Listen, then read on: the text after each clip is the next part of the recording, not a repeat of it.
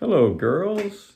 This is your granddaddy. I am recording this on a Friday in May of 2022 in case you look at this sometime off in the future. I love the spring. It's the spring in New Jersey. You know what good things happen in the spring? The animals are out, the flowers are out, the grass is green. I see turtles all the time. I see birds. It's a wonderful time. And your grandmommy is out working in the yard, working in the garden as always, and she really loves to do that. So I have a nice book for you today. I'm going to turn the camera around, hopefully without messing up anything. Here we go. And the book I have for you, I'll show it to you in just a moment, is called The Tierra Club at Ruby Mansions. And I know that you both know what a tiara is because you have one. Each of you has one probably. It's right there. And this is Princess Olivia and the Velvet Cape. This is a chapter book. It's a pretty long chapter book.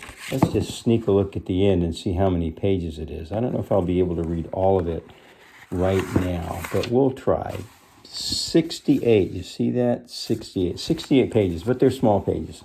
So let's give this a start, and I will see if I can get through it. If not, I'll record the second half later. So this is called The Tierra Club at Ruby Mansions, and I'm going to learn about this story the same time as you are. I'm just looking at it. This looks like a pretty old book. You can't get the feel of the book, but it looks like this book may have been made a long time ago. 2008, okay, 2008, so it's a lot older than you guys are.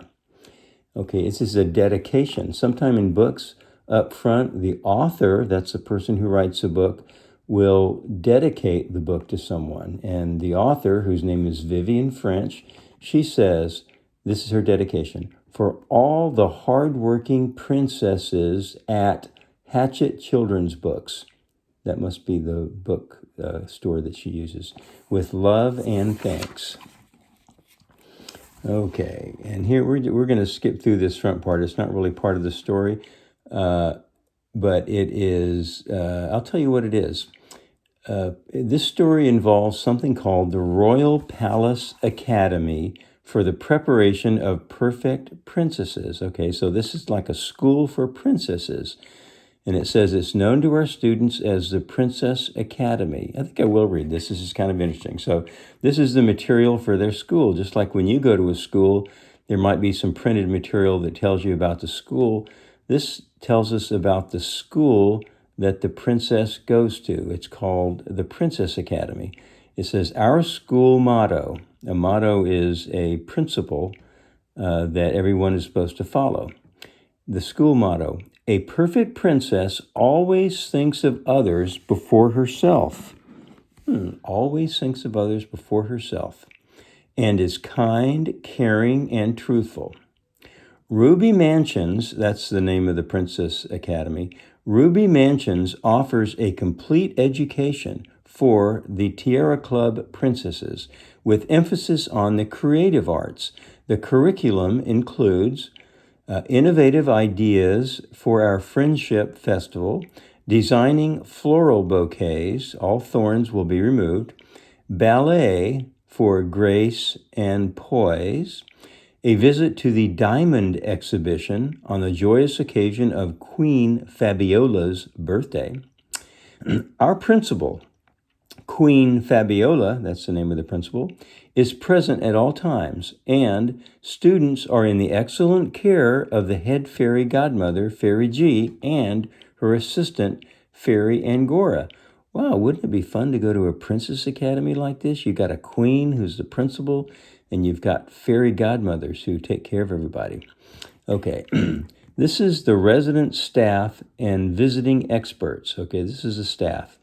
King Bernardo IV. That is, King Bernardo IV is Ruby Mansion's governor. Lady Araminta, that's the Princess Academy matron. Lady Harris, she's the secretary to Queen Fabiola. I think we're going to meet all these characters later. You don't have to memorize this, but you're going to meet these characters in the book. Next is Queen Mother Matilda. She's in charge of adequate posture. That means sitting up straight, standing up straight, no slouching, and flower arranging. It says, we award Tiara points to encourage our Tiara Club princesses toward the next level. All princesses who earn enough points at Ruby Mansions will attend a celebration ball where they will be presented with their ruby sashes. A sash is like a big fat ribbon that you wear around your body, and it shows that you're special. Ruby Sash Tiara Club members, princesses, are invited to go on to Pearl Palace, our very special residence for perfect princesses, where they may continue their education at a higher level. Wow, Pearl Palace, that's like a graduate school for perfect princesses. Okay, please note, princesses are expected to arrive at the academy with a minimum of, okay, and then it lists some things. So this tells you what you must have with you when you show up for at the Princess Academy for your education. So you must have this. 1, 20 ball gowns with the necessary hoops, petticoats, etc. Dancing shoes, 5 pairs. 12 day dresses, that's ordinary dresses. 7 gowns suitable for garden parties and other special playtime occasions. 12 tiaras. Wow, you girls are going to have to get a lot more tiaras. 3 pairs of velvet slippers. Riding boots, 2 pairs. That's boots, that's special boots that you use when you're on riding a horse. I know you've ridden horses before. You probably didn't have any special boots, but if you were a perfect princess, you would have riding boots, special boots for riding a horse. And then you also need cloaks, muffs, stoles, that's like a warm thing you wrap around yourself, gloves, and other essential accessories as required. Okay, so that's the information about Princess School. Okay, now this says, hello, I'm Princess Olivia, one of the Poppy Room princesses, and I'm so pleased you're here too. Maybe you know Chloe, Jessica, Georgia, Lauren, and Amy? They're my best friends, and they're so nice. Not at all like the twins, Diamonde and Cruella. It's Gruella. Ooh, so apparently there's some mean girls named Diamonde and Gruella. I know perfect princesses shouldn't say bad things about other princesses, but those two are so awful. Well, she is saying bad things about them. So the ones that are awful are Diamonde and Gruella.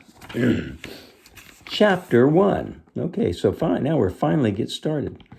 Nothing exciting ever seems to happen anymore, Princess Jessica said gloomily. We haven't had any balls or parties forever. We were slumped on the sofas in the recreation room. It was true. It did feel as if school was going on and on with every day the exact same schedule. Should I go and look at the bulletin board, I asked. That's where Lady Harris, our principal's assistant, puts up any invitations or changes in classes or anything else we should know about. Princess Lauren yawned. I looked on the way down here, she said. The only new notice is about wearing sensible clothes. We've got to make sure we dress warmly when we go outside because it's getting so cold. Do you think it will snow soon? Princess Amy asked hopefully. That would be fun. I went to look out the window. It does look quite cloudy, I began, and then I stopped. Something very strange was happening in the courtyard outside. Quick, I gasped. Look at this. Okay, this is Princess Olivia. She's the one who's actually talking, Princess Olivia. So she sent something is very strange out the window, so maybe it's not going to be so boring anymore. Oh, look at this. My friends flew to join me at the window. We stared out at the Ruby Mansion's footmen, who were hurrying around and carrying long planks of wood. What are they building? Princess Chloe's eyes were wide. I think it's a stage, Jessica said thoughtfully. Princess Georgia clapped her hands. Something exciting must be happening. What do you think it'll be? Oh, they're building a stage, so like you can have a play on it or a performance of some kind. What will it be? Maybe it's some kind of play, I suggested, and I hoped I was right. I really love acting. The door to the recreation room opened, and the horrible twins, Princess Diamonde and Princess Gruella, that's them right there, came sweeping in. Ooh, Diamonde trilled. Look at the poor little poppy roomers peering out of the window. They must not have heard about the grand demonstration tomorrow. Gruella sniffed. We know all about it, don't we, Diamonde? Of course, Diamonde gave us a snooty look. King Rudolfo is such a good friend of Mommy's, so we know exactly what he's going to do. King Rudolfo. He's going to show us how perfect princesses should behave when a prince lays his cape on the ground in front of them. So how a princess should behave when a prince lays his cape on the ground in front of them. Why would a prince do that? Amy asked in surprise. Gruella rolled her eyes. Really, she said, some princesses don't seem to know anything, Diamonde. Should we tell her? Diamonde shook her head. Certainly not. If Amy doesn't know something as simple as that, she shouldn't be here. And Diamonde stuck her nose in the air and flounced out of the room. Gruella hurried after her. Jessica made a face as they slammed the door behind them. They'll be absolutely awful tomorrow, she said. I bet they will show off nonstop. So these two girls, Diamonde and Gruella, they show off to everybody about how rich they are and how much they know. Amy was still looking puzzled. Please, somebody tell me about this cape business. In case you don't know, girls, a cape is a big piece of cloth that in old times a prince might wear around his shoulders, and it flows back behind him, so he can take it off if he wants to. It's like a big coat, but without arms. He can take it off if he wants to and lay it on the ground for someone to walk over so they don't get their feet wet. Okay, it's kind of a traditional thing, Lauren explained. If a perfect prince sees a perfect princess about to get her feet dirty, he's supposed to lay his cape down on the ground so she can step on that instead.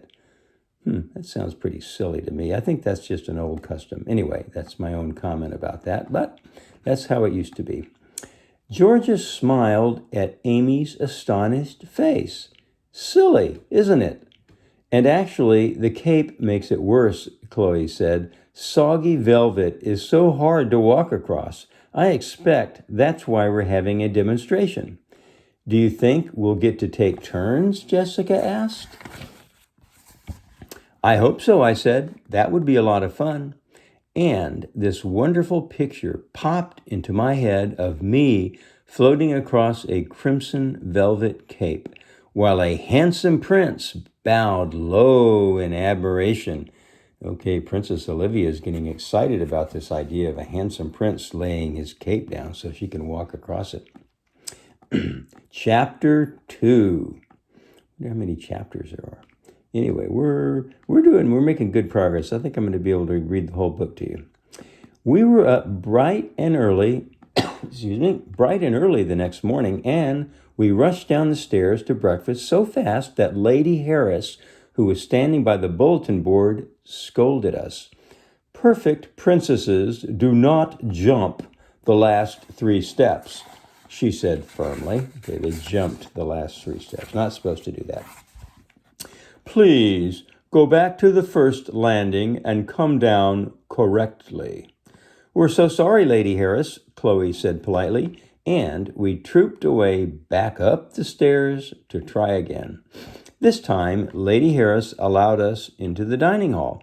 We were just about to begin to eat our oatmeal when Queen Fabiola, our principal, came marching in.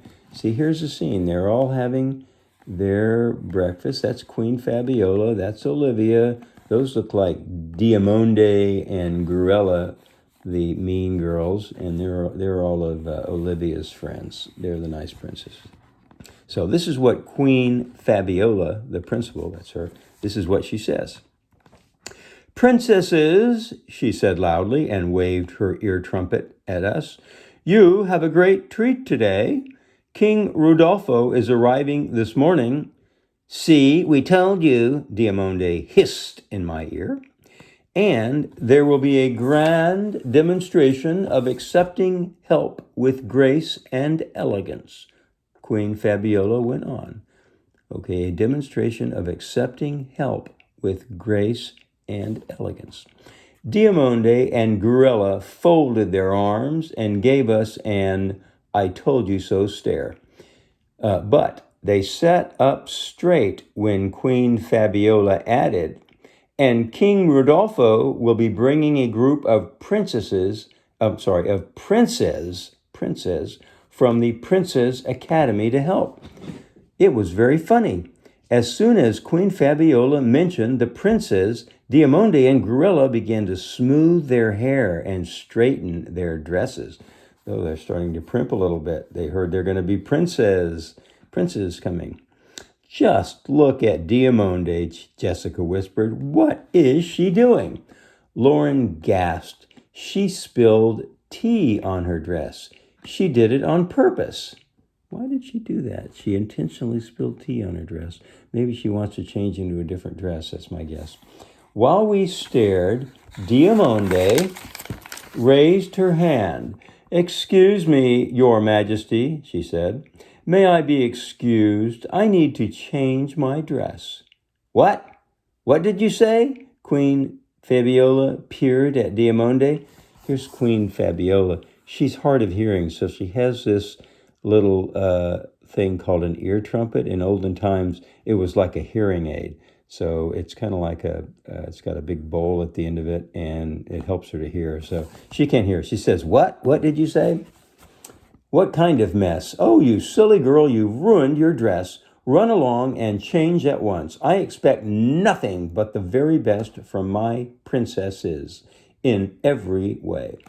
As Diamonde hurried out of the dining hall, we poppy roomers, so the nice girls are called poppy roomers because apparently they stay in an area called the poppy room. We poppy roomers looked at one another. Georgia began to giggle. She'll be back in her very best ball gown, she said. And she was absolutely right.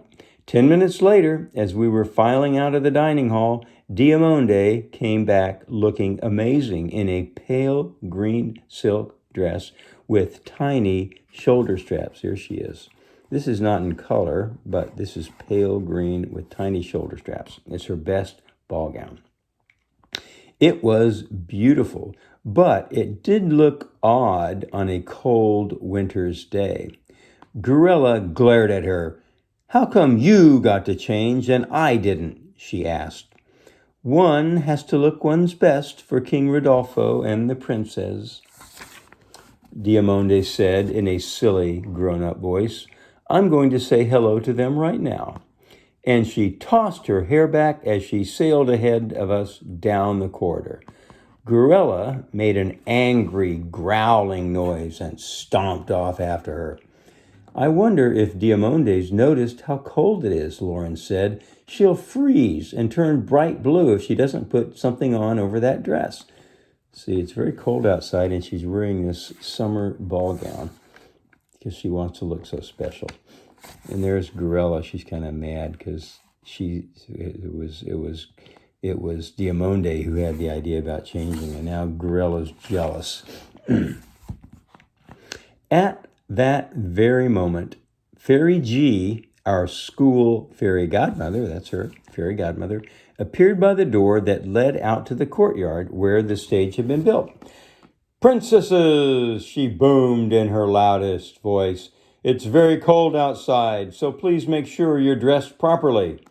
She caught sight of Diamonde making her way to the door in her silk dress, and her eyes widened. Goodness me, Princess Diamonde, what are you wearing?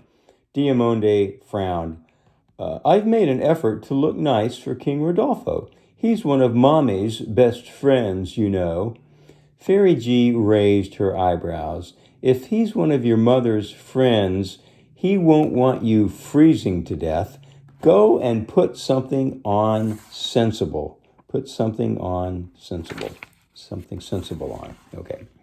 Diamonde saw me watching, and she scowled as she stalked back to her room. So she's mad because she's having to change back out of her nice dress into regular clothes. Fairy G shook her head and made sure the rest of us pulled up our boots and wrapped ourselves in our cozy winter coats. King Rodolfo and the princes have just arrived, she told us. Take your places in front of the stage. Once the demonstration is over, there'll be hot chocolate and cinnamon toast for everyone. Do you ever have cinnamon toast? I love cinnamon toast. My mother used to make it for me when I was little. You put butter and a little bit of sugar and cinnamon on toast, and the butter melts. It's really good. Anyway, sorry for that interruption. So she paused and straightened Lauren's coat. I'm sure I don't need to tell you to be on your best behavior, my dears. Queen Fabiola is very proud of her princesses, so don't let her down, especially in front of King Rodolfo and the princes. Chapter 3. Okay, so we're over halfway through the book now. There's probably just maybe 2 more chapters. Maybe 3 more chapters. I don't know how she did it, but when we came out into the courtyard, Diamonde was already sitting in the very front row. So she somehow snuck by Princess Olivia, and she was sitting in the very front row. She was wearing a long green velvet coat that I have never seen before, and she did look very pretty. Okay, so she changed out of her summer ball gown into a very pretty long green velvet coat. Gruella was beside her in her everyday winter coat, looking grumpy. Okay, Gruella's mad again because Diamonde has something nicer to wear. As we walked over to the chairs and sat down, you know who these are? These are the princes. I couldn't help wondering why. Oh, no, these are the footmen. These are the workers, I think. We'll find out. I couldn't help wondering why the demonstration had to be outside, but soon I found out. 2 pages staggered onto the stage carrying buckets of water, followed by 2 more with buckets of mud. Okay, the pages are kind of junior people in the court, and they do work. So they're pages, they're young boys, and they're putting down water and mud. And I know you girls are already thinking ahead, and you realize why they're doing that, don't you? If you don't, you soon will.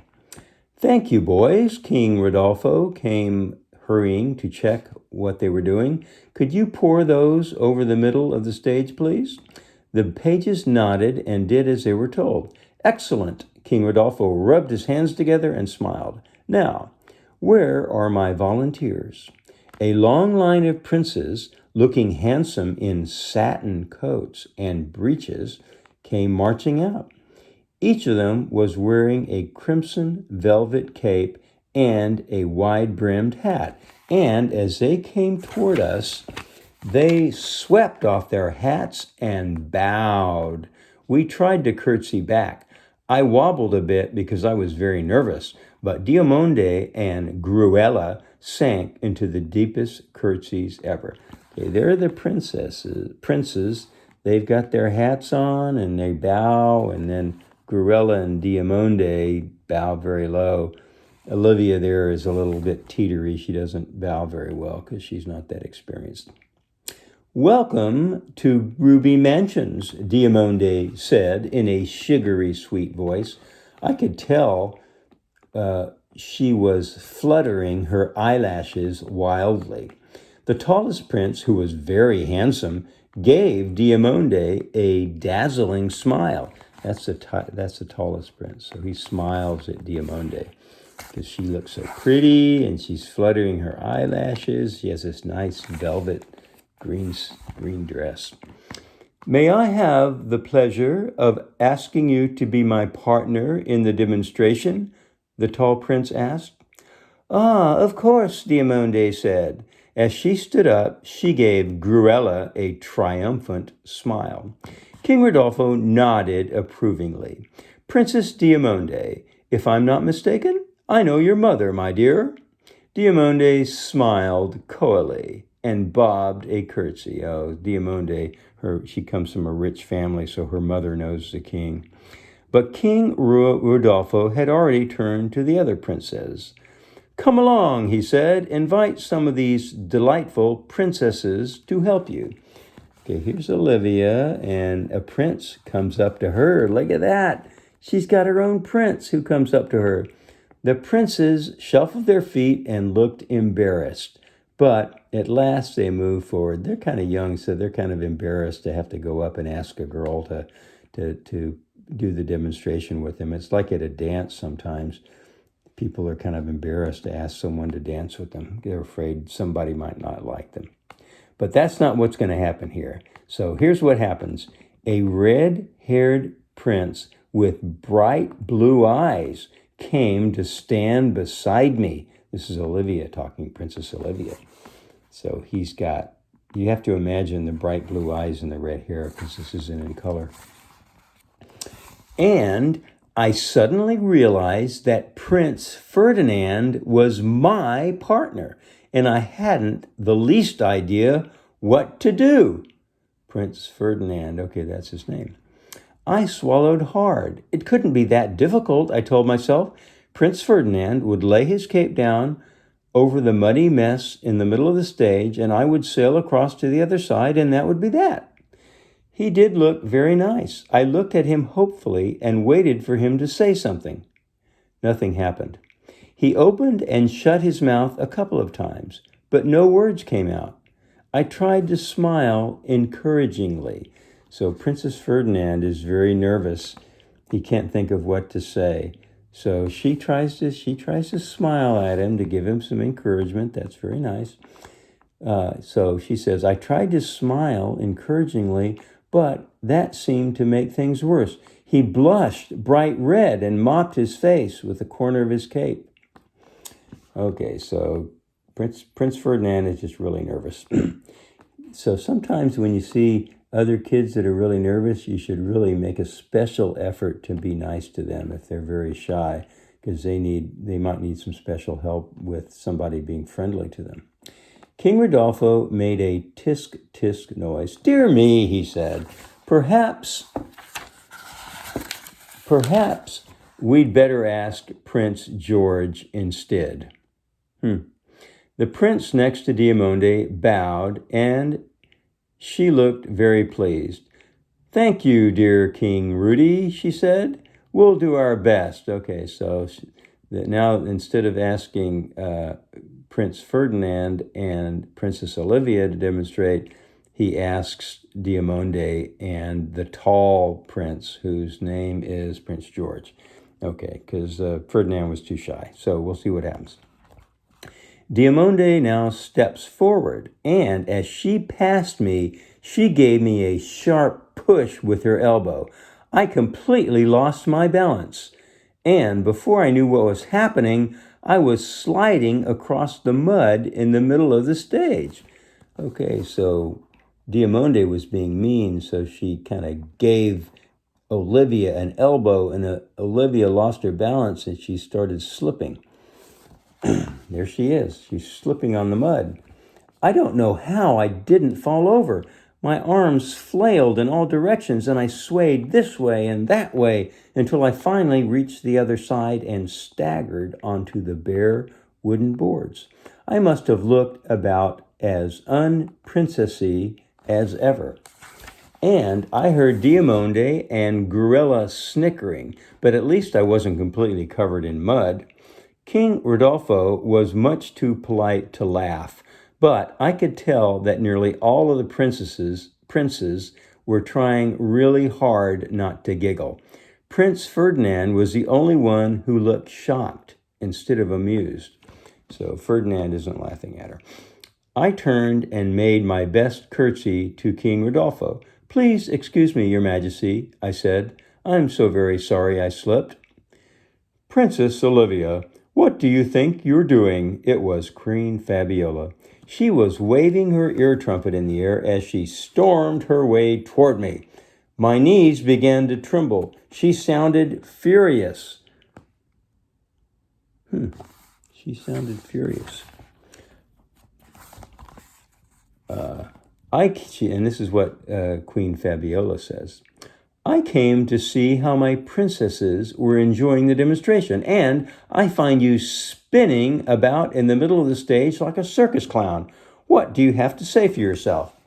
I stared down at the wooden boards and wished I could sink into them. I couldn't explain that Diamonde had pushed me without being a terrible tattletale, so I whispered, Excuse me, Your Majesty, I lost my balance.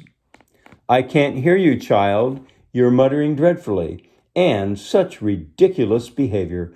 I'm ashamed of you. Oh, I'm so sorry. I feel sad for Olivia. She won't tell on Diamonde, and so now the queen thinks she was just being silly and messing up. Queen Fabiola looked like a thundercloud. Go and wait outside my study. I shall speak to you later. I could feel my face burning as I hurried off the stage. I almost ran back to Ruby Mansions. Behind me, I could hear Queen Fabiola suggesting that everyone take a brisk walk around the courtyard to get warm before Prince George and Diamonde began the demonstration. I was afraid I might cry, and I was determined not to. That would really make Diamonde happy. I sniffed hard as I walked along the empty hallways and wondered what was going to happen to me. Would I be given hundreds of minus tiara points, or would it be something worse? I stood outside Queen Fabiola's door and fished in my pocket for a tissue. Then someone coughed behind me and passed me a snow-white handkerchief. Oh, so somebody passed her a handkerchief because she's starting to cry. I turned around and my mouth fell wide open while I looked and stared. I must have looked like a goldfish because Princess Ferdinand began to smile. What are you doing here? I asked. I'm in disgrace. It wasn't your fault, he said firmly. I saw that horrible girl push you. I tried to tell your principal, but she wouldn't listen. She waved me to one side, so I thought I'd follow you, and, he hesitated, and I also wanted to say, I'm really sorry I was so useless. If I hadn't had such awful stage fright, there's Prince Ferdinand. He's a handsome guy, isn't he? If I hadn't had such awful stage fright, none of this would have happened. That's very nice of you, I said, and it's okay. It really is. Princess Ferdinand shook his head. It isn't. Normally, I'm one of the best in the class, but I get so nervous in front of an audience, especially when it's girls. Hey, he started to look cheerful. Why don't I show you now? I won't be nervous in front of you. Okay, so he's going to show her how he's going to put his cape down and she's going to walk across it. Okay, because there's no audience now, so he's not nervous. What? I couldn't believe what I was hearing. You mean show me how to walk across the cape? Exactly. Prince Ferdinand bowed deeply, swept off his velvet cape, that's right there, and laid it on the floor in front of me. Dear Princess Olivia, may I have the pleasure of assisting you across this extremely muddy puddle? I couldn't help smiling. Thank you, Your Highness, I said in my very best perfect princess voice. I would be most grateful, and I tiptoed gracefully across the velvet cape to the other side while Prince Ferdinand waited patiently. Perfect! He gave me a huge smile. I knew you would be a star. There she goes, walking across the cape. Of course she is, boomed a voice from the other end of the hallway, and there was Fairy G, that's a fairy godmother. She came stomping toward us, and Prince Ferdinand looked at her nervously. It's okay, I whispered. Fairy G is wonderful. I may be wonderful, Fairy G bellowed, but could you please explain why you have decided to conduct the most excellent demonstration all by yourselves in the hallway? All at once I remembered what had happened, and I hung my head. Princess Ferdinand stood up very straight. So this is what Princess Ferdinand says after clearing his voice. Unfortunately, Princess Olivia almost slipped on the stage, Your Fairiness, he said. She waved her arms like a windmill when she was trying to save herself, and the principal thought she was showing off and sent her indoors. But it wasn't her fault. She was pushed by another princess. I was standing right beside her when she did it, and Olivia's much too nice to tattle, so I'm telling you instead. I see, Fairy G said, and her eyes began to twinkle. Well, perhaps we should go back outside and see how things are going. And she marched the two of us back down the hall and out into the courtyard. Wow, this doesn't look good. There's Diamonde and there's Prince George, and they're both down in the mud. So they go back into the courtyard. We were just in time to see Diamonde tripping in her sparkly party shoes. As she fell, she grabbed Prince George, and he slipped as well, and the two of them fell half on the cape and half in the mud. Oh, Diamonde screamed. You stupid boy, she screams at him. You ruined my dress. And as she picked up herself, everyone could see her beautiful ball gown was completely covered in mud. Diamonde screamed again and ran off the stage and into the school, slamming the door behind her. Everyone began to talk at once, but Fairy G stepped forward and held up her wand. I think, she boomed, we'd better start again. Let's go back to the beginning. She waved her wand, and tiny golden sparkles flew in every direction. And all of a sudden, Princess Ferdinand and I were back on the stage.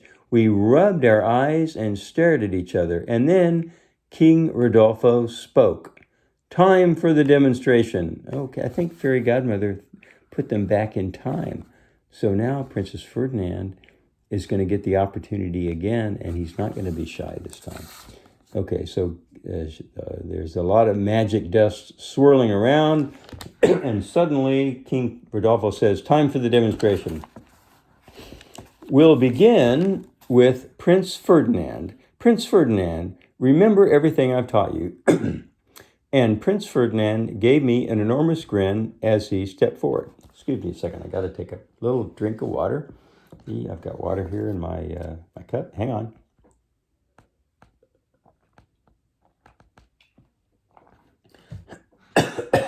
We're almost done. Here we go. So the king says, Prince Ferdinand, remember everything I've taught you. And Prince Ferdinand gave me an enormous grin as he stepped forward. Dear Princess Olivia, may I have the pleasure of assisting you across this extremely muddy puddle? Thank you, Your Highness, I said. I would be most grateful. And guess what? I tiptoed across just as gracefully as I had when we were in the school hallway, and everyone clapped so loudly. And from the back of the audience, Queen Fabiola waved her ear trumpet triumphantly. Give Princess Olivia 20 tiara points. Fairy G, she called. 20 tiara points. Certainly, Your Majesty, Fairy G said, and she gave me a tiny wink.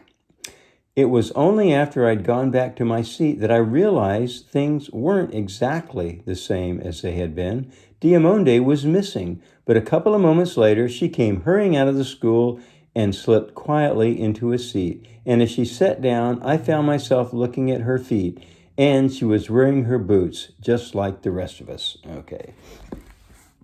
So the Fairy Godmother, put Diamonde's good boots on her instead of her shoes that made her trip. Okay, chapter 5. Ooh, you know what that is? That's cinnamon toast, and that's hot chocolate. And it looks like butter. That's cinnamon there. That looks good. It was a while before everyone had a turn on the stage, but as soon as it was over, a group of pages brought out huge trays of hot chocolate and cinnamon toast. It was just what we needed to warm us up, and we were finishing our last sips of hot chocolate when King Rodolfo strode up to the stage and clapped his hands to get our attention. "Princes and princesses," he said, "Queen Fabiola and I are delighted with your work, and so we have arranged for the Princes Academy musicians to join us. As soon as the stage has been swept clean, they will take their positions and play for you. And if that doesn't warm you up, nothing will." And he was right. The musicians began with the bounciest polka you've ever heard. And who do you think was the first to be invited to dance? Yes, me. Princess... Is Acadia Prince... there? No, she's not. I'm recording a video. Your grandmama wants to know if Acadia is there, and I'm telling her this is a video. It's not live. Anyway, Grandmommy says, "Hi, Acadia and Lucy, if you're there too." Yes, me. Prince Ferdinand seized my hand and whirled me across the courtyard. It was so much fun. Olivia and Ferdinand get the first dance. Look at them go. Look at them go. Everyone is admiring them. I knew you'd be good at dancing when I saw you sliding across the stage trying not to fall over, he said with a grin, and I never get stage fright when I'm dancing. Me neither, I said, and we twirled around and around until we were out of breath. And as I went to sit down with my wonderful friends from the Poppy Room, I knew I was the luckiest princess in the whole wide world.